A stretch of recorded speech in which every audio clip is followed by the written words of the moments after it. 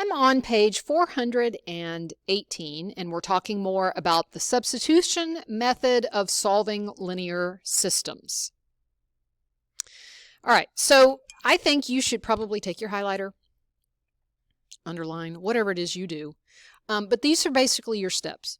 When you get a linear system, meaning one of these like down here, first thing you need to do is, if you don't already have an equation that is solved for one of the variables, would be like y equals something or x equals something, meaning you have a variable on one side and everything else is on the other. Well, if that's not the case already, solve one of the equations for one of its variables. Notice it doesn't tell you you have to solve for y or you have to solve for x. It really doesn't matter. Okay? Solve for one of the variables. Then you're going to substitute that into the other equation. Okay? So substitute the expression from step 1 into the other equation. Basically, you're going to solve this one for a variable and cram it into the second equation, which eliminates the problem of you go from having 2 variables in an equation down to 1 because you've substituted. Okay, so this is an example that they've done all of the steps for you, but let's go ahead and look at it. So you have 3x plus y equals -3, and you have -2x plus y equals 7. Now notice right now that neither one of them are solved for x, neither one of them are solved for y. So you're going to have to pick one of them, and it doesn't matter which one. You need to pick one and solve it for either x or y. So down here, they decided to take this first equation and they solved it for y. Okay? So y is equivalent to -3x minus 3. So they're going to take this first equation and they're going to put -3x minus 3 here where it says y. So that's what they've done right here. Okay? And when they do that, you're down to one variable. Okay? Do a little math, combine everything, and you're going to solve, and you'll get x is equal to -2. All right, so you now have x is equal to -2. You need y, though, also. Okay?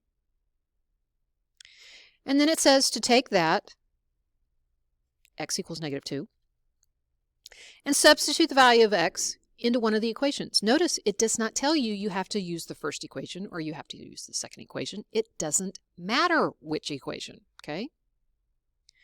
They happened to take x and put it back into that first equation, but it's just as correct to take x and put it into the second equation. Or if you want to be doubly sure you're doing it right, you can put them into both, but you really don't need to, okay? So you're going to take x is equal to -2, substitute it in to the equation. Remember, they used this top one. Do a little math, and you get y is equal to 3. So -2 comma 3 is the solution of this system. -2, remember that's the x value, and then 3 is the y value. So -2 comma 3 is the solution, meaning that -2 for your x and 3 for your y, if you put -2 and 3 into both of these equations, it makes both of the equations true. Now, we're learning solving by substitution, but again, you can take and solve this linear system by graphing. And so what they're actually asking you to do down here, even though they've done it for you, is to take those 2 lines and graph them. Okay? So they did a little bit of math over here. They generated the x and the y intercept for each one of them to get your 2 points so that you can graph a line. And there are your lines, and there is where they intersect, and that is at -2 comma 3. So if you graph it properly, you're going to get the same solution as if you got the solution by substitution. Okay? So you're just learning different methods of doing the same thing. Lesson 1, you learned how to solve by graphing, and here in lesson 2 we are learning to solve by substitution.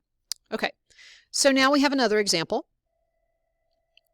Don't get excited, that is not your bell. Okay, so we have another example. We have two equations. So we have a linear system. Okay, x minus 3y equals 9, x plus 4y equals 2. What I did is I took this first equation and solved it for x. I just need to solve for a variable. It doesn't matter if it's x, it doesn't matter if it's y. Okay, so I took this first variable, I moved the 3y, sorry, I took this first equation, moved the 3y over, and here's what I got. X is equal to 3y plus 9. Well, it says x is 3y plus 9. So 3y plus 9, which is the same as x, goes into that second equation. And now you only have one variable, and you can combine everything, do a little math, figure out what y is. Y in this case is -1. Okay? And because I sometimes don't get, their little system of boxes and blanks, I just, went rogue and did it over here. Okay, so now that I know that y is equal to -1, what I did is I went back and I just plugged it in right here. Okay? So 3 times -1 plus 9, do a little math, and x is 6. So the solution of this system is 6, -1. Okay? Can you verify that by doing another method? And the answer is yes, you can. And we'll do that down here. All right. Okay, so I'm doing the same system. It's just I'm checking it by solving by graphing. So I take this first equation. Remember, if I want the x-intercept, meaning 9, 0, then if I want the x-intercept, I put 0 in for y. That all becomes 0, so x is 9. If I want the y-intercept, I put 0 in for x, and I get -3y is equal to 9. Do a little math, and my y-intercept is 0, -3. That gives me 2 points that I can put on this graph. So let me do that real quickly. I'm writing sort of in a green, so give me a second. Okay, and then I'm going to take my second line in this linear system. Remember, to generate an x-intercept, put 0 in for y, so that becomes 0. So x is 2. My x-intercept is 2, 0. There's my ordered pair. And then the y-intercept, remember, you're going to put 0 in for x. So this becomes 4y equals 2, and y will be 1/2.